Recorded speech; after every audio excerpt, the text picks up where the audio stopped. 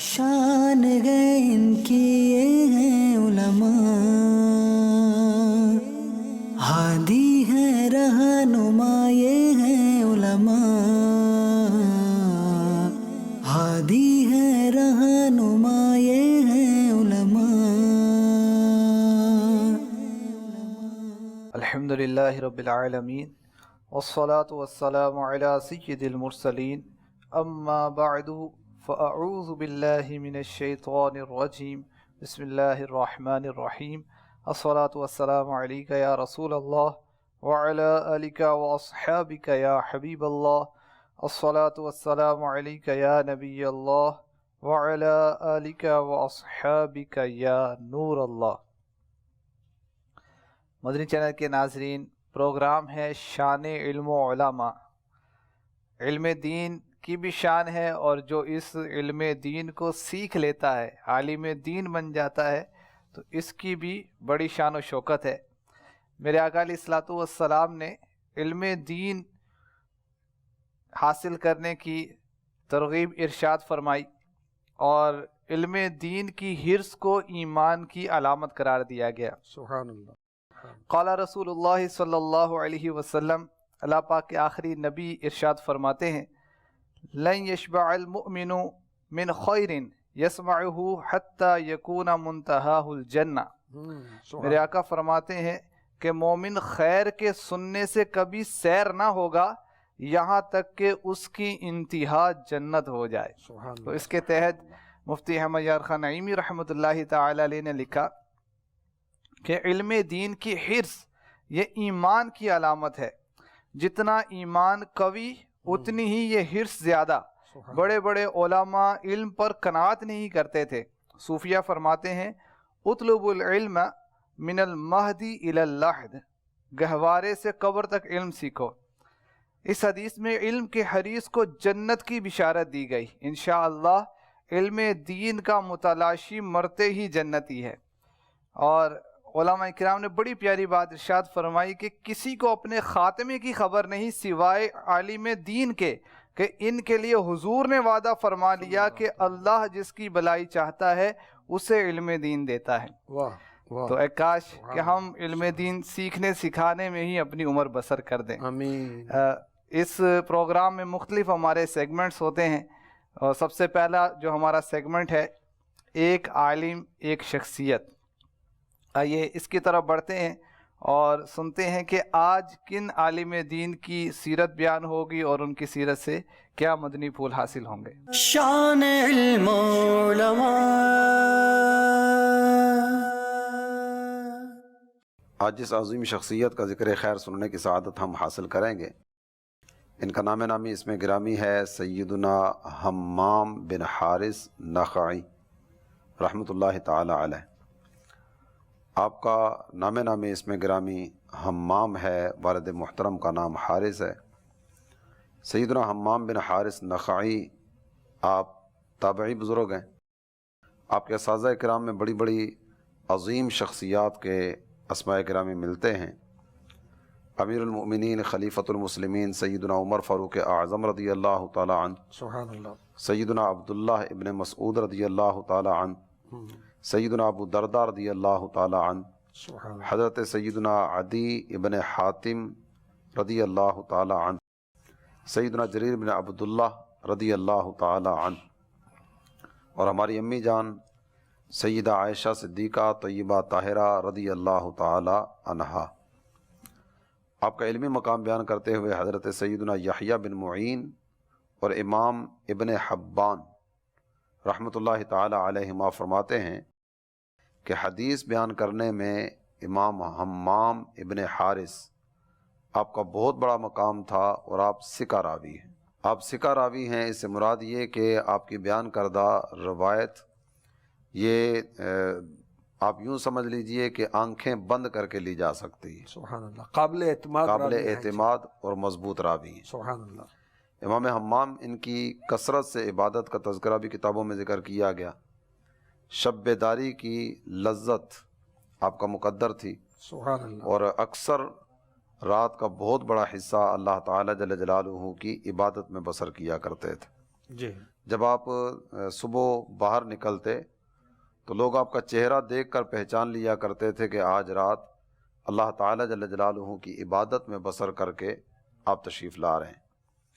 آپ اللہ تعالیٰ جل جلالہ کی بارگاہ میں دعا کیا کرتے تھے کہ اے اللہ مجھے مختصر سی نیند میں ایسا آرام دے دے کہ میں چاقو چوبند ہو جاؤں اور رات بھر تیری بندگی کرتا رہوں۔ سبحان اللہ۔ آپ کی یہ دعا، یقیناً ہم اپنی دعاؤں کا اگر جائزہ لیتے ہیں تو ہماری دعائیں بھی امور دنیا کے گرد ہی گھومتی نظر آتی ہیں، لیکن آپ کی یہ پیاری دعا، مبارک دعا، اللہ تعالیٰ جل جلالہ کی عبادت سے، محبت کے حوالے سے، یوں تو آپ کی کئی ایک ارشادات بیان کیے جاتے ہیں، لیکن چونکہ ہم اپنے پروگرام کا وقت مختصر ہوتا ہے، آپ کے ارشادات عالیہ میں سے ایک بات آپ کی سماعتوں کی نظر کرتا ہوں۔ ایک شخص لوگوں کی باتیں حاکم تک پہنچا دیتا تھا، بادشاہ وقت تک لوگوں کی باتیں پہنچایا کرتا تھا۔ ایک دن ہم مسجد میں اس شخص کے بارے میں باتیں کر رہے تھے کہ وہ چغل خور ہے۔ اچانک وہ بھی آ گیا اور ہمارے ساتھ مسجد میں بیٹھ گیا۔ لوگوں نے حضرت سیدنا حذیفہ رضی اللہ تعالی عنہ سے کہا یہ شخص لوگوں کی باتیں حاکم تک جا کر پہنچاتا ہے۔ تو سیدنا حذیفہ رضی اللہ تعالیٰ عنہ نے اس کو سنانے کے لیے لوگوں سے فرمایا، میں نے کہا کہ میں نے رسول اللہ صلی اللہ تعالی علیہ وآلہ وسلم کو فرماتے ہوئے سنا، لا يدخل الجنت قطات، چغل خور جنت میں نہیں جا سکے گا۔ تو آپ کے ارشادات عالیہ میں سے ایک بات آپ کی خدمت میں عرض کی ہے، چغلی کسے کہا جاتا ہے اور چغل خور کے احکامات کیا ہیں۔ انشاءاللہ نگران پاکستان سے بھی اس حوالے سے مدنی پھول لیں گے۔ آپ کی وفات 65 سنہ ہجری میں حجاج بن یوسف کے دور حکومت میں کوفہ میں ہوئی۔ چغلی کے حوالے سے اگر آپ کچھ ارشاد فرما دیں، چغلی کا حکم شرعی کیا ہے اور چغلی کے نقصانات کیا ہیں؟ جی، چغلی دین اسلام میں، شریعت اسلامیہ میں حرام، یعنی ضرر پہنچانے کے لیے، نقصان پہنچانے کے لیے ایک کے بعد دوسرے کو، دوسرے کے بعد ادھر لڑائی جھگڑا کرا دینا، نا اتفاقی کرا دینا، اور یہ جہنم میں لے جانے والا کام۔ اس کا اعتماد بھی اٹھتا ہے اور دیگر وہ اس کو ذلت، رسوائی مجالس میں ملتی ہے۔ وہ سورہ قلم میں ولید بن مغیرہ کی جو بری صفات بیان کی گئیں، اس میں غالباً یہ بھی ہے نا، کن الفاظ کے ساتھ؟ جی، قرآن پاک میں ارشاد ہوا ہمازٍ مشاء بنمیم، بہت طعنے دینے والا، بہت ادھر کی ادھر لگاتا پھرنے والا۔ اب اس کی دنیا آخرت میں ظاہر گناہ تو ویسے بھی کفر کے قاصد، گناہ کفر کی طرف لے کر جاتے ہیں۔ اللہ ہمیں گناہوں سے بچائے، ہمارا ایمان سلامت رکھے۔ اچھا، کسی کے بارے میں اگر پتہ چل جائے کہ یہ یوں اس انداز کو اپناتا ہے، یعنی دو کے پاس جا رہا ہے اور ان دونوں کو ہی خبر لگ گئی کہ میری باتیں ادھر جا کر بتاتا ہے اور اس کی باتیں ادھر میرے پاس آ کر بتاتا ہے، تو اس کے ہاں بھی ذلیل ہوگا، ادھر بھی ذلیل ہوگا۔ جی، اور یہ وصف برا وصف عورتوں میں زیادہ ہے، مگر مرد بھی پیچھے نہیں۔ اور طلبہ کے تعلق سے کچھ اس میں آپ کچھ ارشاد فرمائیں گے؟ ماشاءاللہ طالب علم بھی رہے، استاد بھی رہے، آپ مجلس میں بھی ہیں، عمر بھائی بھی طالب علمی کے دور سے بھی گزرے، ماشاءاللہ تدریس بھی کرتے رہے، ناظم صاحب بھی رہے۔ طلبہ کرام میں بھی اس طرح کی چیزیں پائی جاتی ہیں، اساتذہ سے بھی آ کر بات کریں گے، ناظم صاحب کے پاس جا کر بھی بات کریں گے، اور اگر کوئی تنظیمی ذمہ دار چلا جاتا ہے تو بعض اوقات اس سے بھی کچھ نہ کچھ باتیں کی جا رہی ہوتی ہیں۔ جی، استاد صاحب سے طلبہ کے حوالے سے گفتگو کریں گے، ہو سکتا ہے کہ اس سے اوپر والے ذمہ دار سے بات کریں تو کسی استاد کا موضوع لے کر بیٹھ جائیں، اور بعض اوقات خواہ مخواہ کی باتیں بھی ہوتی ہیں جو آگے بیان کی جا رہی ہوتی ہیں۔ تو اس سے بعض اوقات تو ادارے کے ماحول پر بھی اس کے اثرات مرتب ہوتے ہیں، اور چغل خوری جو ہے یہ تو محبت کی کینچی ہے۔ دوستی میں چغل خوری آئے گی تو دوستی کو ختم کرے گی، اور کسی رشتے میں اگر چغل خوری آ جائے گی تو اس رشتے کو کاٹ کے رکھ دے گی۔ محبتوں کے چور چغل خور، یہ محبتوں کے چور ہیں جو چغل خور ہیں۔ تو جو بات ہو رہی ہے چغلی کرنا گناہ ہے، جی، جو چغلی سن رہا ہے اس کے لیے آپ کیا فرمائیں گے؟ وہ سنے گا نہیں تو کرنے والا کیسے کرے گا؟ مثلاً یہ آیا کہ فلاں جو ہے آپ کے بارے میں یوں کہہ رہا تھا، تو وہ بزرگوں کے اس طرح کے قوال ملتے ہیں کہ غیبت کرنے والا معتبر ہی نہیں ہے، غیبت کر رہے ہو یا ایسی جو چغل خوری کر رہا ہے وہ گناہ کا کام کر رہا ہے، فاسق ہے. تو جو فاسق ہے اس کی بات کا اعتبار کیا؟ جی جی تو اس کی بات کا اعتبار بھی نہیں ہے، لیکن وہ اس کو سپیس دی تو اس نے بات کرنا شروع کی نا. اعلیٰ حضرت امام اہل سنت کا آپ نے ذکر فرمایا تھا کہ آپ کے پاس آپ کے بھائی کی چغلی کھانے کے لیے ایک آدمی آیا تھا، تو اگر ہر ایک وہی انداز اپنا لے تو چغل خور کا وہ ویسے منہ بند کیا ہو جائے انداز تھا گا. وہ؟ آپ اگر بیان فرمایا تھا. آپ کے بھائی محمد رضا خان علیہ رحمۃ الرحمن آپ کے معاملات کاروباری زمین کے جو معاملات تھے وہ سنبھالتے تھے، تو کسی چغل خور نے آ کر چغلی کی کہ حضرت آپ کے مال سے وہ گھر والی کے زیورات بن رہے ہیں اور یوں ہو رہا ہے.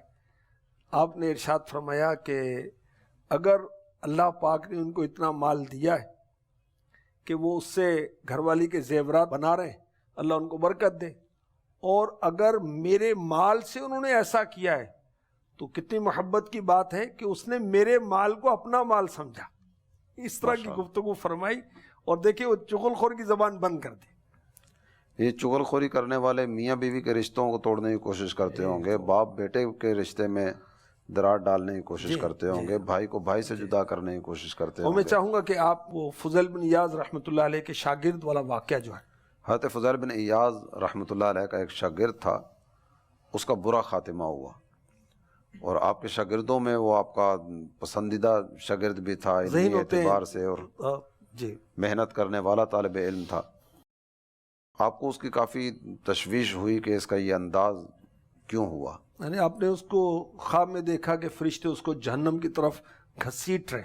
جی جی، جب وہ خواب میں دیکھا اور اس سے سوال کیا کہ میرے شاگردوں میں تو تیرا بلند مقام تھا، تو اس حالت تک کیسے پہنچا؟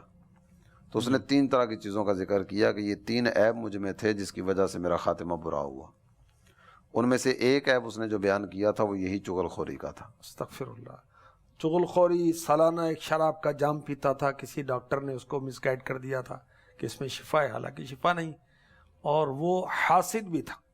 طلباء وغیرہ آپس میں بدقسمتی کے ساتھ وہ حافظے پر، استاد کے قرب کی بنا پر، پابندی کی بنا پر، نیکی کی بنا پر حسد بھی کرتے ہوں گے.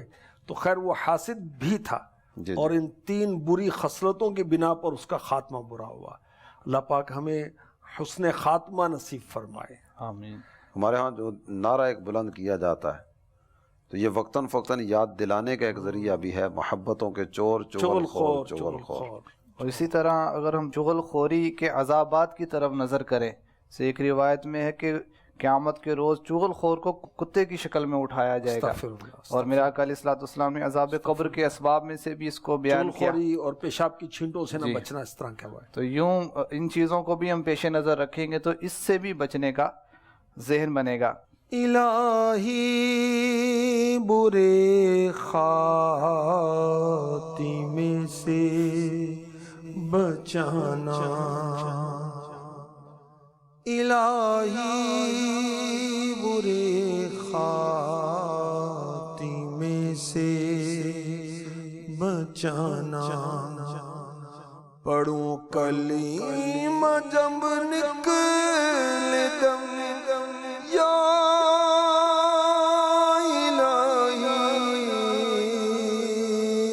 پڑھوں کلمہ جب نکلے دم، یا الہی پڑھوں کلمہ جب نکلے دم، یا الہی.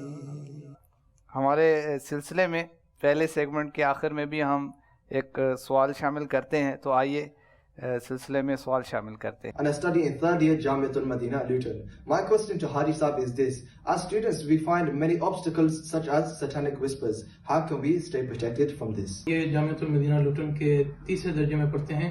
ان کا سوال یہ ہے کہ طالب علم کے دوران ہم کو شیطانی وسوسے آتے ہیں تو ان سے محفوظ کیسے رہ سکتے ہیں؟ لیوٹن یہ یو کے کا کوئی جامعۃ المدینہ، الحمدللہ یو کے میں، ساؤتھ افریقہ میں، اور بنگلہ دیش میں، ہند میں، سری لنکا میں، دنیا کے میں، کینیا میں، الحمدللہ کئی ممالک میں جامعۃ المدینہ قائم ہو چکے ہیں اور بروز افزوں ترقی کر رہے ہیں الحمدللہ. اب انہوں نے سوال میں کہا حاجی صاحب آپ نے حج کیا ہوا ہے, انہوں نے بھی حج کیا ہوا ہے. ماشاء اللہ. آپ کے ساتھ لیکن ہمارے اس پروگرام کی جان تو آپ ہے نا. اب اس بات کرنے سے مراد یہ بھی تھا, مثلا استاد صاحب, بھئی کون سے استاد صاحب؟ سید صاحب, بھئی کون سے سید صاحب, نام بھی تو لیں. رکن شورا, بھئی کون سے رکن شورا, ان کا نام بھی تو لیجئے. حاجی صاحب, دعوت اسلامی میں میرے مرشد کا فیضان ہے, حاجی صاحب ہے. اور عام طور پر ایسا لگتا ہے کہ پہلے ایسا تھا کہ بڑی عمر والا جو ہے نا اس کو حاجی صاحب, یا سیٹھ ہے اس کو حاجی صاحب, اور حاجی کا تصور ذہن میں ایک بزرگ کا ہی اس میں آتا تھا. شاید رجحان بھی ایسا ہی تھا کہ بڑی عمر میں جا کے وہ حج کر رہے ہوتے تھے, اس طرح کا سنا ہے. آپ نے حج کس سال کیا تھا؟ میں 19 سال کا تھا, تقریباً 12 سال 13 سال ہو گئے.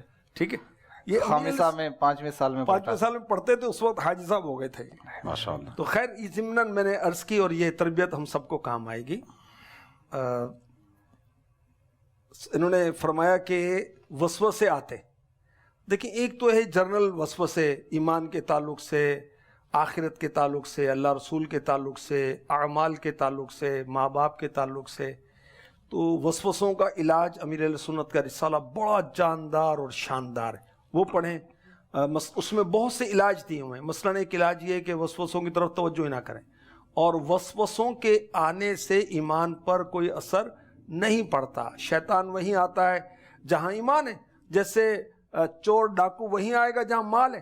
تو ہم ایماندار ہیں, تو وسوسوں کا آنا تو کنفرم کر رہے ہیں نا, بھی وسوسے آ رہے ہیں ہمیں کہ ہم ایماندار ہیں, شیطان ہمارا ایمان لوٹنا چاہتا ہے, استغفر اللہ, تو اس پر توجہ نہ کی جائے. اعوذ باللہ من الشیطان الرجیم پڑھ لیا کریں, لا حول ولا قوت الا باللہ یہ پڑھ لیا کریں. اور بھی بہت سارے علاج جو ہیں اس رسالے کے اندر, وسوسے اور ان کا علاج اس میں لکھے ہوئے ہیں. مگر جو دور طالب علمی میں طلباء کو ادارہ چھوڑنے کے بارے میں, یا مجھے تو یاد ہی نہیں ہوگا, میں یہ کر ہی نہیں سکتا, 6 سال 8 سال کیسے گزریں گے, اب اس تعلق سے پوچھنا چاہتے ہیں تو کچھ آپ بتائیں, آپ فرمائیں. تو اس میں ایک چیز تو یہ بعض اوقات ذہن میں آتی ہوگی, بعضوں کے ذہن میں ہو سکتا ہے یہ بھی آتا ہو کہ سند جو ملے گی آخر میں جا کے, اس سند کی دنیاوی اعتبار سے کیا ویلیو ہوگی, اس سند پر میں کیا حاصل کر سکوں گا. سند تو کام کی ہے نہیں ہے. عام طور پر جو سند دینی اداروں کی ہوتی ہے تو سند تو کام کی ہے نہیں ہے, تو پڑھنے کا فائدہ کیا ہوگا. جی جبکہ علم دین کا جو فائدہ ہے وہ تو اپنی جگہ پہ ہے ہی ہے. اللہ تعالیٰ جل جلالہ جسے دین کی سمجھ بوجھ عطا فرما دے. ابھی کچھ دیر پہلے بھی ایک حدیث شریف سے بھلائی کا ارادہ فرماتا ہے, من یرد اللہ بہ خیرا یفقہہ فی الدین. سبحان اللہ. اللہ نے بھلائی کا ارادہ فرما لیا اور یہ سند کے چکر میں پڑا ہوا ہے کہ سند کی حیثیت کیا ہوگی. تو اس طرح جو بھی کام کر رہے ہیں نا, اس کا وہ معال یعنی اس کا انجام دیکھ لیا جائے کہ اس کا انجام کیا ہے. علم دین حاصل ہوگا, اللہ کی رضا کی طرف قدم بڑھاؤں گا. علم ملے گا تو گناہوں سے بچنے کی سعادت میسر آئے گی, کہ علم پہلا مرحلہ ہوتا ہے گناہ سے بچنے کا اور شیطان کا مقابلہ کرنے کا. اللہ تعالیٰ جل جلالہ جسے علم عطا فرما دیتا ہے, جس طرح حدیث شریف میں ذکر کیا گیا, فقیہ واحد اشد علی الشیطان من 1000 عابد. جسے علم عطا کر دیا گیا ہے تو 1000 عابدوں سے شیطان پر زیادہ بھاری ہے. جب بھی تو شیطان طالب علمی کے دور میں پکڑ رہا ہے اس کو. عبادت والے پر شیطان اس طرح حملہ نہیں کرتا جس طرح علم والے پر اور علم سیکھنے والوں پر حملہ کرتا ہے. وہ صرف شیطان سے بچے گا نہیں, اوروں کو بھی بچائے گا. تو اس چیز کو اگر توجہ میں رکھیں تو جو اس طرح کی رکاوٹیں آتی ہیں, ان رکاوٹوں سے اپنے آپ کو بچانے میں کامیاب ہو جائے انشاءاللہ. ماشاءاللہ. مدنی چینل کے ناظرین, ہم نے وسوسوں کا علاج اس کے تعلق سے سننے کی سعادت حاصل کی. آئیے بڑھتے ہیں اگلے سیگمنٹ کی طرف, جس کا نام ہے دعوت اسلامی کے شعبہ جات. اے دعوت اسلامی تیری دھوم مچی ہے. تو سنتے ہیں کہ آج کس شعبے کا تعارف کروایا جائے گا. علمی شعبہ, بڑا پیارا شعبہ, علماء پر مشتمل شعبہ, جامعۃ المدینہ کا فیضان یافتہ شعبہ, ماشاءاللہ. المدینۃ العلمیہ اسلامک ریسرچ سینٹر. الحمدللہ یہ شعبہ 2001 میں قائم ہوا, 2001 میں, اور 100 سے زائد علماء اس میں کتابیں لکھ رہے ہیں اور ٹرانسلیشن کر رہے ہیں, تحقیق کر رہے ہیں الحمدللہ، اعلیٰ حضرت کی کتب کو تسہیل کے ساتھ یعنی آسان کر کے ایزی کر کے پیش کیا جا رہا ہے، تخریج کے ساتھ عربی کتب کے تراجم ہو رہے ہیں، جامعۃ المدینہ کی جو درسی کتب ہیں یہ لکھی جا رہی ہیں، اس کی تالیفات کی جا رہی ہیں، دیگر موضوعات پر کتب اور رسائل لکھے جا رہے ہیں الحمدللہ، مختلف مضامین پر لکھے جا رہے ہیں۔ اس کا جو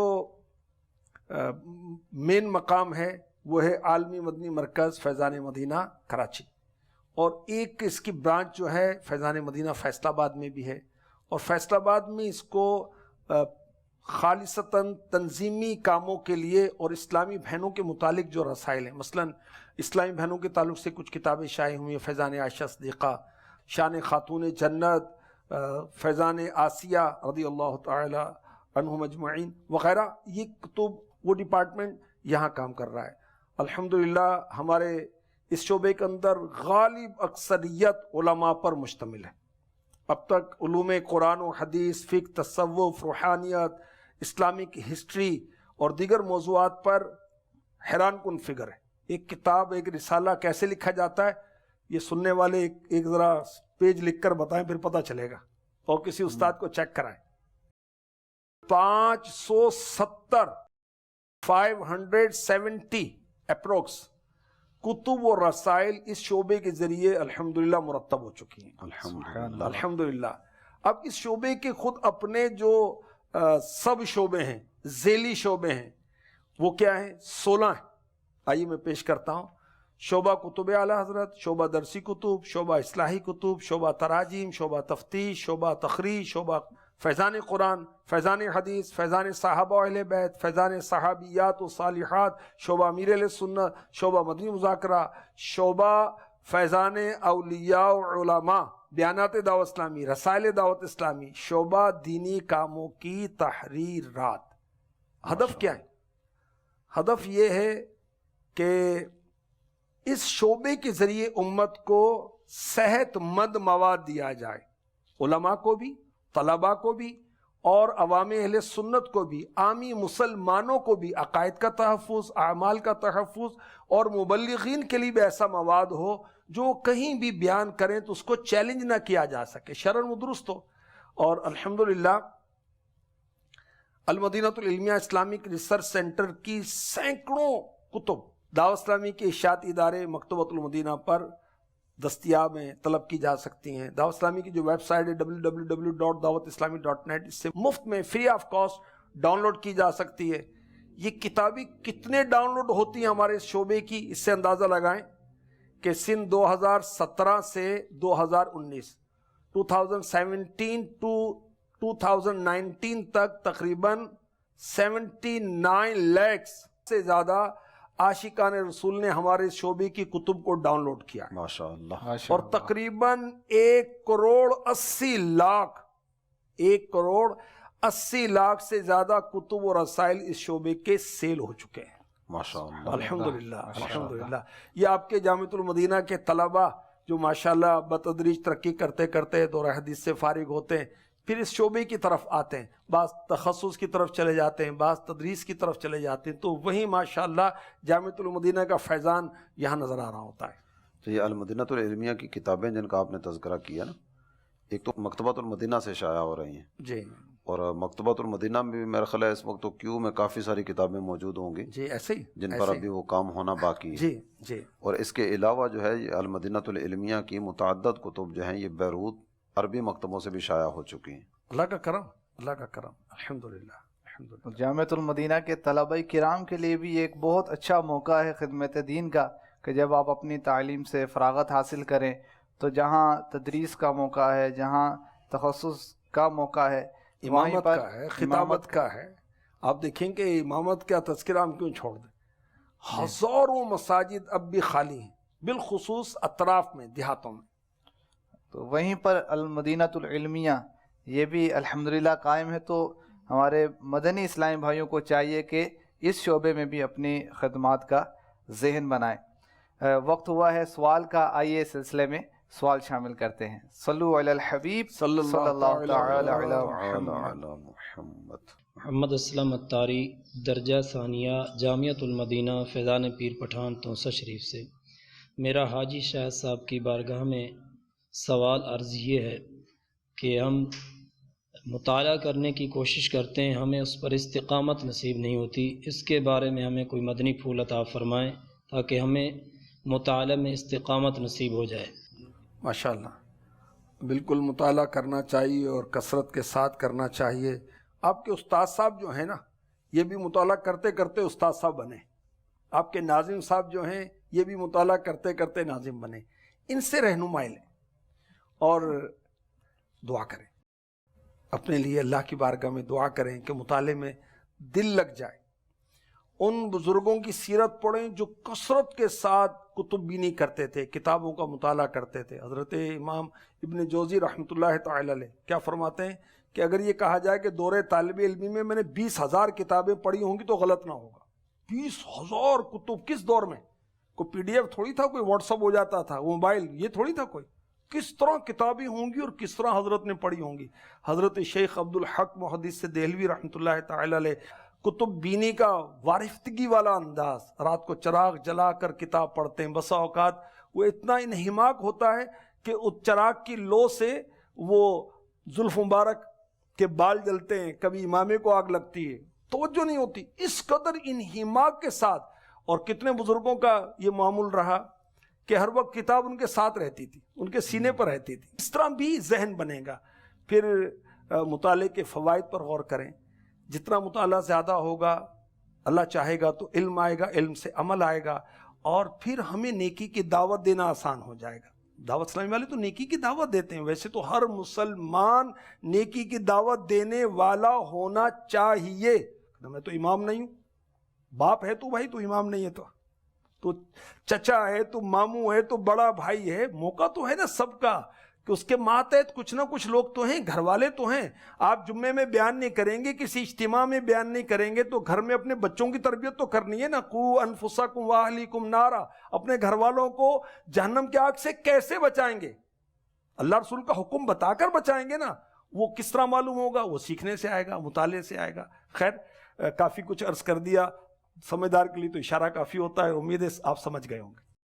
مطالعے کا انداز اگر اچھا ہو نا تو مطالعے کی طرف دل بھی لگتا ہے۔ بعض اوقات ہوتا ہے کہ کتاب لی، تھوڑی دیر کے لیے دیکھی، ساتھ کچھ دیگر مصروفیات بھی چل رہی تھیں، تو وہ نتیجہ کچھ بھی نہیں نکلا کہ 4 صفحے آگے پیچھے کیے۔ لیکن اگر مطالعے کے انداز پر غور کیا جائے، ساتھ اس کے وہ حاصل مطالعہ لکھنے کی کوشش کی جائے۔ امیر علیہ سنت کا انداز دیکھا ہے، جیسے بعض بڑی کتب جیسے فتاوی رضویہ شریف کا اشاریہ ہے نا، امیر علیہ سنت نے پرسنل اپنی مطالعے کا اشاریہ بنایا ہوا، ڈائری میں لکھتے ہیں آپ کہ فلاں کتاب میں فلاں میں یوں، پڑھتے پڑھتے انڈر لائن کریں، اپنی ذاتی کتاب ہے۔ اور پھر کتاب کتنی دور ہو، اب نظر آپ کی کمزور ہے تو وہ الگ بات ہے کہ سر میں درد شروع ہو جاتا ہے، تو بھی نظر چیک کرا لیں۔ پھر لائٹ کا معاملہ ہے، پھر لیٹ کے نہیں پڑھنا، یہ ساری چیزیں ظاہر ہے کہ وہ اثر انداز ہوتی ہیں۔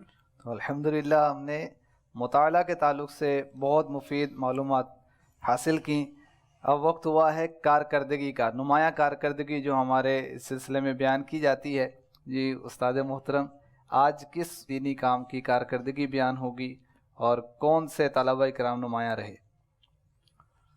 جامعۃ المدینہ فیضان عثمان غنی گلستان جوہر کراچی کا ہمارا یہ ادارہ ہے۔ میری 31 دسمبر جی وہاں حاضری ہوئی تھی۔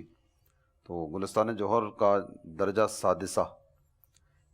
سادسہ کے طلبہ کرام نے ارادہ یہ کیا تھا کہ ہم آپس میں پارے تقسیم کر کے یومیہ ایک ختم قرآن کریں گے، ماشاءاللہ۔ اور 31 دسمبر تک ان کو 30 دن ہو چکے تھے ماشاءاللہ، بلا ناغہ ایک ختم قرآن یومیہ کی بنیاد پر یہ درجے والے کر رہے تھے۔ سبحان اللہ۔ اور ابھی آج ہماری جو ریکارڈنگ جس وقت ہو رہی ہے 6 جنوری ہے، تو آج تک کی کارکردگی کے مطابق ان کا یہ سلسلہ جاری ہے۔ سبحان اللہ۔ اور ان کی دیکھا دیکھی ہمارے متعدد درجات اور بھی ہیں جنہوں نے اپنا یہ ذہن بنایا اور وہ چل پڑے۔ ماشاءاللہ۔ فیضان محمدی جامعۃ المدینہ، انہوں نے بھی ایک درجے نے باقاعدہ سے یہ سلسلہ شروع کیا۔ یہ بھی کراچی کا ہمارا جامعۃ المدینہ ہے۔ ماشاءاللہ، کیا بات ہے۔ گلستان جوہر کے مزید درجات والوں نے بھی یہ نیتیں کی، پر یہ درجہ سادسہ والے جو ہیں ان کو تقریباً 37 دن ہو چکے، یومیہ کی بنیاد پر ختم قرآن کا سلسلہ جاری ہے۔ سبحان اللہ، ماشاءاللہ۔ مزہ ہے نا۔ دیکھیں اب کسی طالب علم کا آپ کو پتہ چلے کہ وہ سوشل میڈیا میں گھسا رہتا ہے، وہ ایک ہوتا ہے نا آصف زدہ، ایک ہوتا ہے موبائل زدہ۔ آپ کی معلومات میں کہ موبائل زیادہ ہو گیا تو رنج ہوتا ہے نا. آصف زدہ پر تو اثرات کبھی کبھی مرتب ہوتے ہوں گے. اس پر تو دل ہی اسی وقت ہی ہے نا, دن رات اس آزمائش سے دوچار ہوتا تو ہوگا. اب یہ سن کر کہ قرآن پاک کی تلاوت ہو رہی ہے, دینی مطالعہ ہو رہا ہے, دینی کام ہو رہے ہیں, قرآن پاک سن رہے ہیں, سنا رہے ہیں, پڑھا رہے ہیں, کتنا مزہ آتا ہے, لطف آتا ہے نا. ماشاءاللہ بہت اچھی کار ان کے علاوہ بھی کئی ایک طلبہ کرام ہیں جو روزانہ ایک منزل, 2 پارے, 1 پارا, آدھا پارا روٹین کے ساتھ تلاوت الحمدللہ کر رہے ہیں. ماشاءاللہ. ہمارے مدنی چینل کے ناظرین بھی کوئی اس طرح کا اہتمام کریں, گھر کے افراد کوئی اس طرح کی تقسیم کاری کر لیں. ماشاءاللہ آپ استاد صاحب بیان کر رہے تھے, میرے ذہن میں ایک وہ خاندان آ گیا. جی وہ آپ کے ذہن میں بھی آیا الحمدللہ کہ انہوں نے باہم تقسیم کی ہوئی تھی. روز قرآن پاک شاید ختم کرتے تھے ہر رات. تک 3 حصے وہ کرتے تھے نا, 2 بھائی تھے, والدہ تھیں, اس طرح وہ یعنی کہ وہ کچھ حصے میں, رات کے حصے میں وہ جاگتے, وہ تلاوت کرتے رہتے, پھر وہ آرام کرتے تو وہ اٹھتے, وہ تلاوت شروع کر دیتے, اس کے بعد وہ آرام کرتے. یعنی عبادت گزار خاندان. تو یہاں عبادت گزار درجہ, ویسے تو علم دین حاصل کرنا بھی عبادت ہے, تو اللہ کرے ہمارے گھروں میں بھی یہ ماحول بنے کہ ہم تلاوت کریں. کاش. اور دیکھیں کہ استاد صاحب آسان ہو گیا, بالکل آسان. موبائل میں آپ کے قرآن پاک, آپ کلینک گئے, ابھی آپ کے 10 منٹ کے بعد باری ہے, قرآن پڑھنا شروع ہو جائیں گے. آپ نماز پڑھنے کے لیے آئیں, ابھی سنت قبلیہ پڑھ کر فارغ ہوئے, 5 منٹ باقی ہیں, نکالیں قرآن پڑھ لیں. اچھا, اس میں جو دعوت اسلامی کی ایپ ہے اس میں تو قرآن پڑھ بھی سکتے ہیں, قرآن سن بھی سکتے ہیں. جی, ترجمہ بھی پڑھ سکتے ہیں, ترجمہ تفسیر سن بھی سکتے ہیں. صراط الجنان کی جو ایپ ہے اس میں. تو الحمدللہ علم دین کی باتیں ہو رہی ہیں, علماء کرام کی باتیں ہو رہی ہیں, طلبہ کرام کی باتیں ہو رہی ہیں, اور بالخصوص ہمارے جامعۃ المدینہ کے طلبہ کرام کی ماشاءاللہ کیسی اچھی ہم نے کارکردگی سنی کہ روزانہ تلاوت قرآن کا سلسلہ جاری ہے. اب وقت ہوا ہے ہمارے آخری سیگمنٹ کا, امیر اہل سنت کی حسین یادیں. عطار رہنما ہے. جی, نگران پاکستان مشاورت سے عرض کروں گا کوئی حسین یاد. ساری یادیں حسین ہیں. ایک بہت قدیم اور حسین یاد, مرحوم نگران شورا حاجی مشتاق عطاری, ماشاءاللہ قاری, نعت خوان, مبلغ, امام, خطیب, بہت خصوصیات تھیں نگران, اور امیر اہل سنت سے بڑی محبت کرنے والے. اللہ تعالیٰ ان کی تربت پر کروڑوں رحمتیں نازل فرمائے. آمین. امیر اہل سنت کی رہائش جو تھی وہ گلزار حبیب کے قریب تھی. گلزار حبیب سولجر بازار کراچی. دعوت اسلامی کا اولین مدنی مرکز ہے. حضرت خطیب اعظم پاکستان, مبلغ شیری بیان حضرت شفیع اوقاڑوی رحمۃ اللہ تعالی علیہ نے یہ اپنی مسجد کے لیے کہا تھا امیر اہل سنت کو کہ آپ یہاں اجتماع شروع کریں. تو اولین دعوت اسلامی کا ہفتہ وار اجتماع یہاں شروع ہوا. تو امیر اہل سنت اس کے قریب ہی مکان میں رہتے تھے, اسلام بھائی کے ہاں. اس کو ہم کہتے تھے کتاب گھر. اور وہاں میں, ہمارے بڑے بھائی حاجی یاسر عطاری اور حاجی مشتاق رحمۃ اللہ علیہ, ہم تینوں نعت شریف ریکارڈ کر رہے تھے ایک کمرے کے اندر, امیر اہل سنت کے آستانے کتاب گھر کے کسی ایک روم کے اندر. وہ امیر اہل سنت کا کلام ہے, مجھے اس کی قسمت پہ رشک آ رہا ہے, مدینے کا جس کو بلاوا ملا, یہ جو ہچکیاں باندھ کر رو رہا ہے. اس مصرے پر پہنچے تو دروازہ کھلا, امیر اہل سنت کی تشریف آوری ہو گئی. تو ہم وہ ٹھہر گئے, ریکارڈنگ کرنے سے رک گئے. اب امیر اہل سنت نے ارشاد فرمایا کہ یہ جو ہچکیاں باندھ کر رو رہا ہے, غم ہجر نے اس کو تڑپا دیا ہے. آپ تو مسکرا مسکرا کر پڑھ رہے ہیں. کیسی تربیت فرمائی. تو الحمدللہ وہ یہ یاد نا ذہن میں نقش ہو گئی کہ کس پیارے انداز سے, اور بڑے خوشگوار انداز سے, وہ روب جھاڑ سخت الفاظ نہیں, بڑے پیار سے, کہ آپ تو مسکرا مسکرا کر کہہ رہے کہ غم ہجر نے اس کو تڑپا دیا. اللہ اکبر. ہمارے ناظرین کے لیے اس میں کیا پیغام دیں گے؟ استاد صاحب پیغام استاد دیں گے صاحب ابھی پیغام انشاءاللہ۔ دے دیں۔ اس میں تربیت کرنے والوں کے لیے ایک تربیت کا مدنی واہ پھول کیا ہے بات، کہ تربیت کرنے والا اپنے ماتحت جو بھی افراد ہوں ان کے معاملات کی طرف توجہ رکھے، اور جہاں اصلاح کی حاجت ہو وہاں موقع کی مناسبت سے اچھے انداز میں اصلاح کرتا چلا کتنی جائے۔ پیاری ماشاءاللہ آپ نے بہت اچھے انداز سے فرمایا۔ ایک تو یہ کہ تربیت کرے، دوسرا یہ کہ اچھے انداز سے تربیت کرے، تیسرا یہ کہ موقع کے مطابق تربیت کرے۔ ادعو الی سبیل ربک بالحکمت والموعظۃ الحسنہ، ماشاءاللہ۔ حکمت اور اچھی نصیحت کے ذریعے اپنے رب کی طرف بلاؤ۔ اور دیکھیں کتنے پیارے انداز سے اپنے مریدوں کو، اپنے چاہنے والوں کو، اپنے فالوورز کو امیر اہل سنت سمجھا رہے ہیں کہ خالی شعر نہیں پڑھو، سوز و رقت بھی ساتھ میں ہو۔ جیسے حضرت صالح مری رحمۃ اللہ تعالی علیہ بہت بڑے قاری قرآن تھے۔ پیارے آقا علیہ الصلوۃ والسلام کی خواب میں زیارت ہوتی ہے، میرے آقا علیہ الصلوۃ والسلام فرماتے ہیں کہ اے صالح تلاوت کرو۔ اب یہ خواب میں ہی بارگاہ رسالت میں تلاوت سنا رہے ہیں، تلاوت پوری ہوئی، میرے آقا علیہ الصلوۃ والسلام نے فرمایا صالح یہ تو تلاوت تھی، رونا کدھر ہے؟